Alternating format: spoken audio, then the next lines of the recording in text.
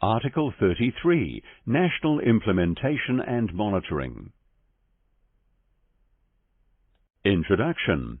Article 33 seeks to ensure that the human rights standards in the Disability Convention are effectively implemented by governments. Article 33(1) encourages the government to pursue holistic cross-government disability policies.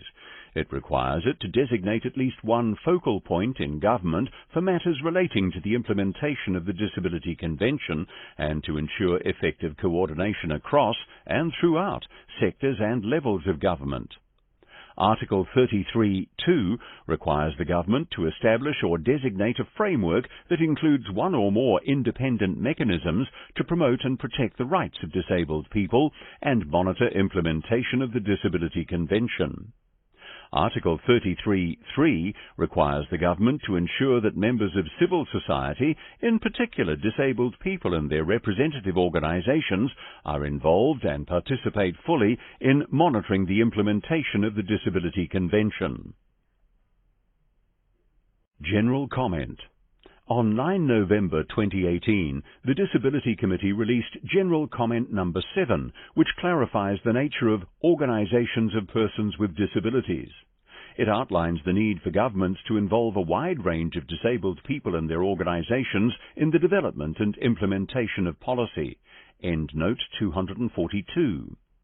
State parties should ensure the close consultation and active involvement of organizations of persons with disabilities which represent all persons with disabilities, including but not limited to women, older persons, children, those requiring high levels of support, victims of landmines, migrants, refugees, asylum seekers, internally displaced persons, undocumented and stateless persons, persons with actual or perceived psychosocial impairments, persons with intellectual disabilities, neurodiverse persons, including those with autism or dementia, persons with albinism, permanent physical impairments, chronic pain, leprosy, and visual impairments, and persons who are deaf, deaf-blind, or otherwise hearing impaired, and or those living with HIV/AIDS.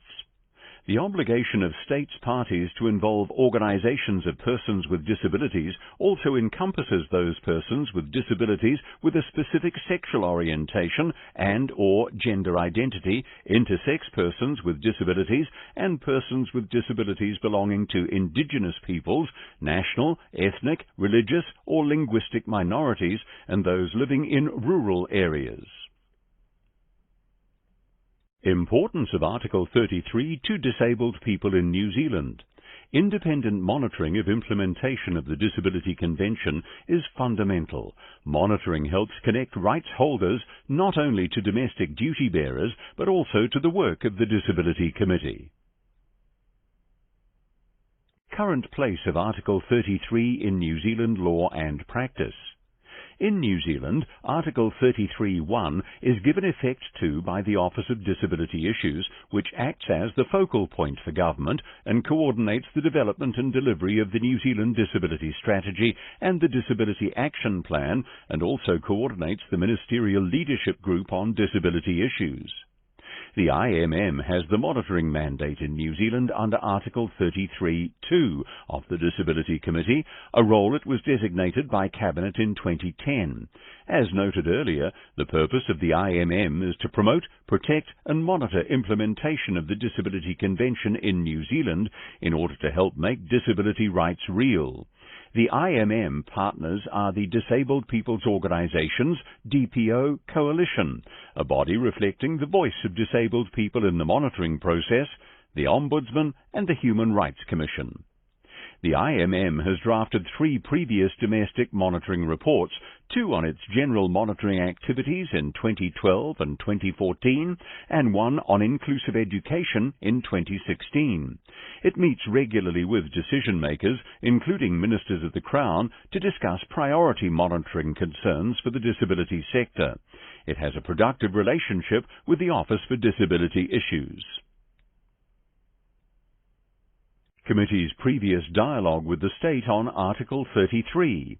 In its list of issues, the Disability Committee asked for information on outcomes of the monitoring process, the mandate and resources of the IMM, and measures taken by the state party following monitoring.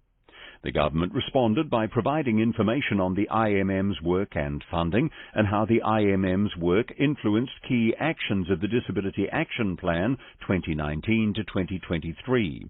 The government also noted some examples of where IMM recommendations had been implemented. Comment on the realisation of Article 33 in New Zealand. The IMM faces challenges within current resourcing to maintain as rigorous or comprehensive monitoring program as we would like.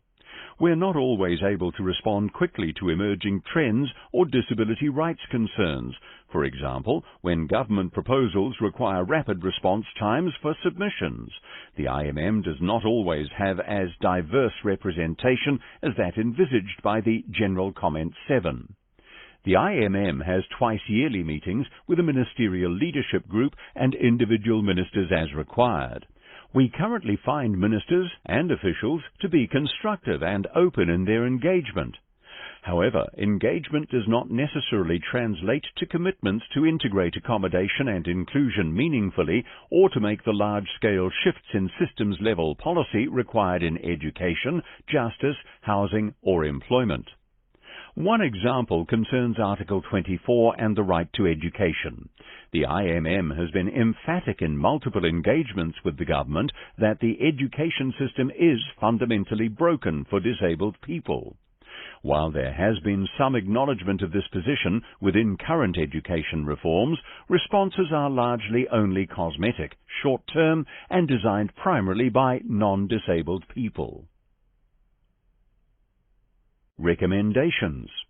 The IMM recommends that the government, 119, create a transparent mechanism to demonstrate that it makes substantive and meaningful changes in response to IMM recommendations. 120. Work with the IMM to explore how to formalize increased diversity to reflect the groups detailed in General Comment 7. Endnote 243.